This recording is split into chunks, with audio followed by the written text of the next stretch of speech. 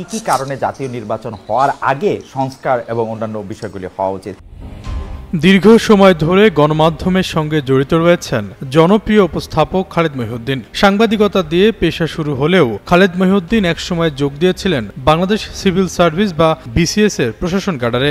দায়িত্ব পালন করেছেন ম্যাজিস্ট্রেট হিসেবে। পরে সরকারি চাকরি থেকে ইস্তফা দিয়ে তিনি আবারও সাংবাদিকতায় ফেরেন। এছাড়াও তিনি মাঝখানে কিছুটা সময় জাহাঙ্গীরনগর ও বেসরকারি ইন্ডিপেন্ডেন্ট বিশ্ববিদ্যালয়ে শিক্ষকতাও করেছেন।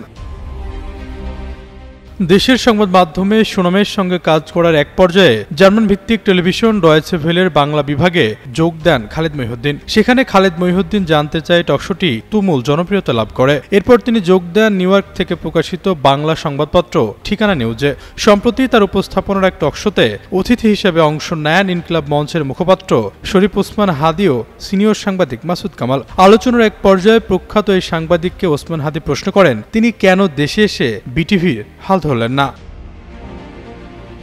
প্রশ্নের জবাবে খালেদ মহিউদ্দিন বলেন, আমি সেক্রেটারিয়েট বা মন্ত্রণালয়ের অধীনে চাকরি করতে ইচ্ছুক নই। আমাকে বিটিভির দায়িত্ব নেওয়ার প্রস্তাব দেওয়া হয়েছিল। আমি শর্ত দিয়েছিলাম আগে বিটিভিকে আলাদা করতে হবে, কিন্তু সরকারের পক্ষ থেকে বলা হয়েছিল আমি যেন দায়িত্ব নিয়ে সবকিছু করি। আমি মন্ত্রণালয়কে আমার কাজের জবাব দিতে চাই না, তাই প্রস্তাব ফিরিয়ে দিয়েছি। খালেদ মহিউদ্দিন দাবি করেন বিটিভি আগের মতোই চলছে। অন্তর্বর্তী সরকার প্রতিশ্রুতি দিলেও বিটিভি সংস্কারে ব্যর্থ হয়েছে।